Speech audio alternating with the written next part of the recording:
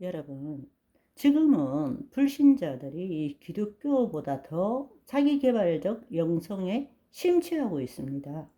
심지어는 기독교인들조차도 그런 것에 관심을 가지고 기웃거리고 있습니다. 왜냐하면 오늘날 이 기독교 현실에서는 성경의 말씀대로 아무것도 이루지 않고 있기 때문입니다. 처음 성경을 읽은 사람은 흥분의 도가니입니다.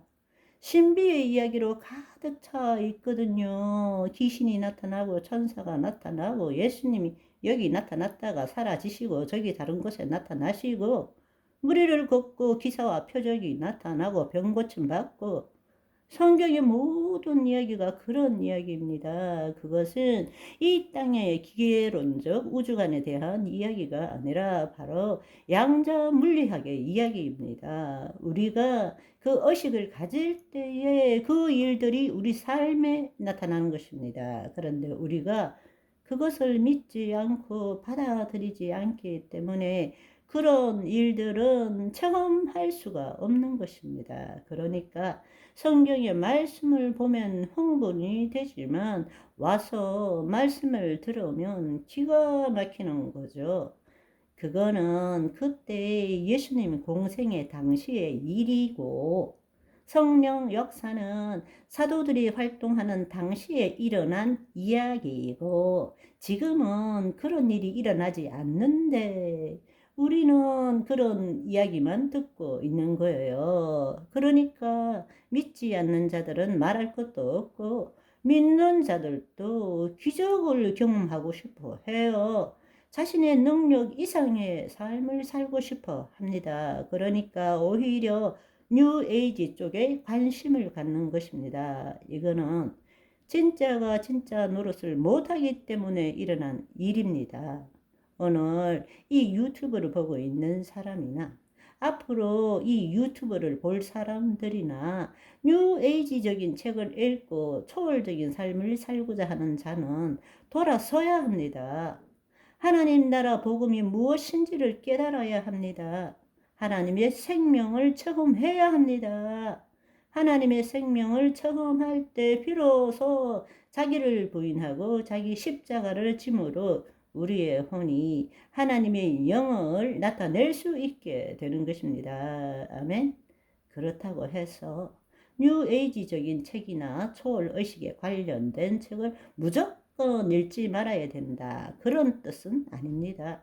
그 책 안에도 우리 마음에서 벗어난 의식 세계에 대한 많은 지식들이 있을 수 있습니다. 그렇지만 하나님의 영의 인도함을 받지 않고 분별함 없이 아무 책이나 읽고 아무 영화나 드라마나 뉴스를 보게 되면 다른 영에 사로잡힐 수밖에 없다라는 것입니다. 그래서 고린도후서 11장 2절에서 4절을 보시면 내가 하나님의 열심으로 너희를 위하여 열심을 내노니 내가 너희를 정결한 처녀로 한 남편인 그리스도께 드리려고 중매함이로다. 그러나 나는 뱀이 그 관계로 하와를 미혹한 것 같이 너희 마음이 그리스도를 향하는 진실함과 깨끗함에서 부패할까 두려워하노라. 만일 누가 가서 우리가 전파하지 아니한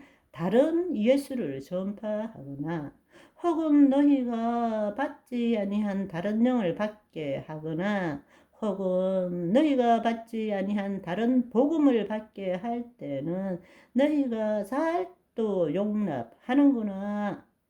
오늘날 이 일이 지금도 일어나고 있다라는 것입니다.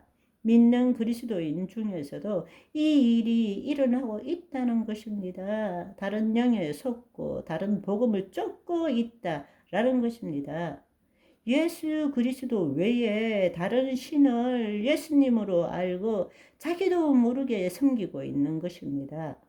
우리가 해야 될 일은 하나님의 사랑을 체험함으로 하나님과 생명적인 관계를 가지고 더 이상 우리의 혼이 자기의 몸의 종로를 타는 것이 아니라 하나님의 영 안에 들어감으로 주의 말씀을 이 땅에 이루는 삶을 살아야 한다는 것입니다. 진짜가 진짜 노릇을 못하니까 가짜가 진짜 노릇을 하고 있는 것입니다. 이것은 그들을 비난하기에 앞서서 우리가 먼저 회개하고 돌아서야 한다는 것입니다. 우리는 영적 세계인 하나님 나라의 비밀을 알고 누릴 줄 알아야 합니다. 다시 한번 말씀드리지만 지금 하나님이 나타나시는 것이 삶이라는 것을 알아야 합니다. 우리가 그 의식을 가지고 있다면 영적 세계의 비밀을 알고 누릴 줄 알아야 합니다. 하나님께서 신성과 능력을 알리기 위한 수단으로 오늘날 우리에게 과학적인 수많은 결과들을 보여주고 있지 않습니까? 우리가 알아야 될 것은 하나님 나라에 대한 비밀은 보이지 않는 세계에 대한 이야기이기 때문에 설명할 길이 없어요. 그래서 예수님도 비유로 설명하신 것입니다. 그렇지만 그 비유가 인간의 언어로 설명하시기에 한계가 있기 때문에 온전치 못한 거죠. 그냥 비유로 설명한 것이지 그 근원을 온전하게 나타낼 수는 없는 것입니다. 다음에 그 비유를 보면 무슨 말인지 이해할 수 있을 것입니다. 그러나 과학이 발달하면 발달할수록 보이지 않는 세계를 우리가 조금이라도 더 볼 수 있게 된다라는 것입니다. 그런데 세상의 많은 사람들과 심지어는 그리스도인들조차도 하나님 나라의 복음과 세상의 초등 학문을 분별하지 못하고 있다라는 것입니다. 과학은 우리에게 하나님 나라로 가는 길을 보여줄 뿐입니다. 그 길을 걷게 하거나 생명으로 인도하는 것은 아닙니다.